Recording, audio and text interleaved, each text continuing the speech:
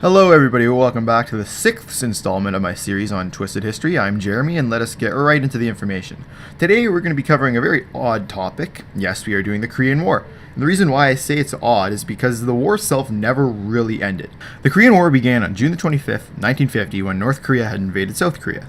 Combat had not ceased until July of 1953. The war saw the newly formed United Nations against the Communist Chinese and Soviet-backed People's Republic of Korea.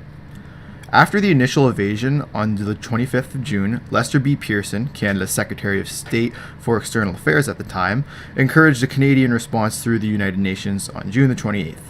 Canadian military participation had started in November of 1950, where the Canadian Army Brigade's 2nd Battalion and Princess Patricia's Canadian Light Infantry Regiment was sent overseas, with the later brigades arriving in May of 1951.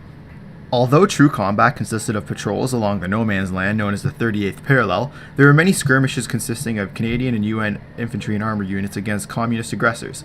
Some noteworthy battles for Canada consist of Kapyong and Kawang San. The Battle of Kapyong occurred in April of 1951. Considered as one of Canada's greatest and least known military accomplishments, 700 Canadians and some Australian troops had repelled a Chinese force of roughly 5,000 for 2 straight days. In mid-April, Chinese forces had withdrawn as part of a plan to lure South Korean forces where they could be counterattacked. Their plan succeeded, and the Canadian and Australians were ordered to protect the South Korean withdrawal.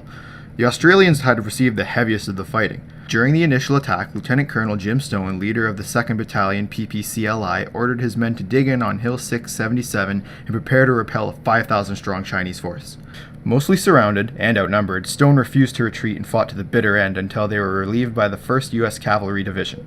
Canadians suffered roughly 23 casualties, while the Chinese suffered around 2,000. This battle contributed to the defeat of the Chinese spring offensive against the south and protected the capital city of Seoul from reoccupation. The Battle of Kawang San occurred on November the 22nd of 1951, when Canadians from the Royal Canadian Regiment were transferred to a new front line that stretched 7 kilometers long and bordered the American-held Hill 355.